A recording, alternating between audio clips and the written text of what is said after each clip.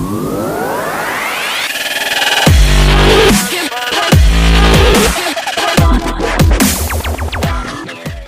guys, Heatfireash here. I'm bringing to you today another deck tech, and this one is Control Spellsword. And this one's a little different than some other ones I've seen. I know CVH recently posted a list.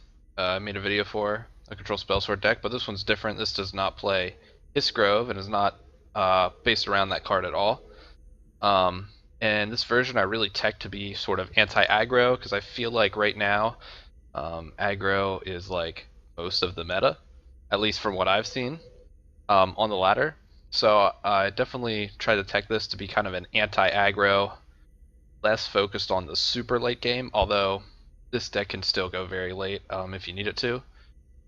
You just kind of have to be aware that if you're playing against another control deck that is playing his Grove, you just need to be aware that they're going to have a little more late game presence than you are. But let's go ahead and get into the list. I am running a full 3 executes. I see a lot of very sticky minions right now, such as Windkeep Spellsword, stuff like that are hard to get rid of. But with execute, it just takes care of it very easily. So it's really good just for getting rid of those low-cost minions. So that's why I'm running 3 of those. Room of Profiteer. This is like a decent card. It trades pretty well, and sometimes the health gain does matter. Some of those really grindy games, you just need kind of as much health as you can get, so it can help there. This is kind of this Dragontail Savior, 3 of those. This is kind of the next card for anti-aggro I'm running. Some of these decks really spam one side of the lane really fast, so this helps get a big minion on the field, a big presence that you can start whittling away at their board presence. Enchanted Plate, it's basically just, draw power. Pretty self-explanatory. Windkeep Spellsword. Just an overall good minion to keep tempo with your opponent. I am teching in 1 Aerostorm. This card has actually come in clutch a lot. Sometimes, like, most people don't play this, at least lists that I've seen. And when your opponent's playing aggro and they just spam the board, this works really well, just to kind of come out of nowhere and just clear a whole side of the lane, which is cool. And it's only your opponent's creatures too, so like even if you have like a Windkeep Spellsword or something on the field on that side of the lane, it's it's only going to clear there. So yeah, it's a pretty good card, but definitely only good against aggro really. So if the meta changes, this deck probably won't be nearly as good. Half of these cards that I have in here, but Crushing Blow is pretty self-explanatory. It's good removal. 2 Illusionist. This card's I like a lot. It actually it helps combo with like Execute or Aerostorm, and that's basically what's in here. I mean, it's decent statted minion, and also can help you trade more easily. Edict of Azura, just standard removal for this deck. Hive Defender, yeah, I think that's pretty standard. Big taunts are obviously good in control deck. Same with Preserver of the Root.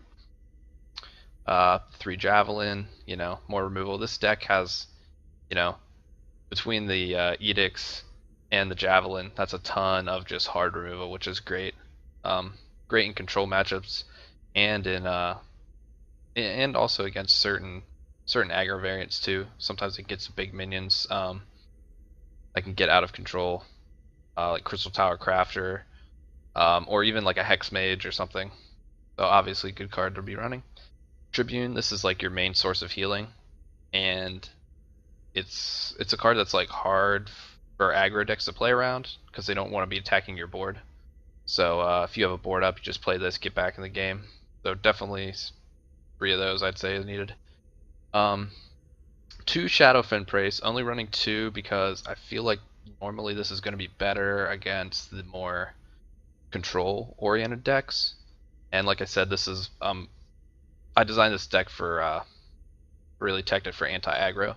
So but it's still a very good card. Can get rid of supports that are annoying. Dark Rift is a really popular one right now, so really good against that as well. One Immolating Blast. This is like an interesting card because sometimes it seems really bad. That's kind of why I'm only playing one. And sometimes you have to get lucky with it. There's been a couple times where I've played this, just having a 50-50 chance to get rid of an opponent's,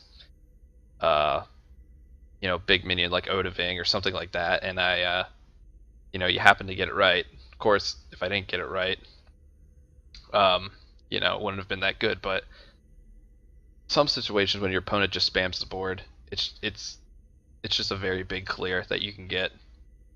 So yeah, I think it's decent. It's not great, but I think it's good enough to play, at least with how the meta's shaping up right now. 2 Night Shadow. This is just more drain. Most of the time you're definitely going to need healing in this deck. So, and this card's it's a little slow, but if your opponent can't deal with it,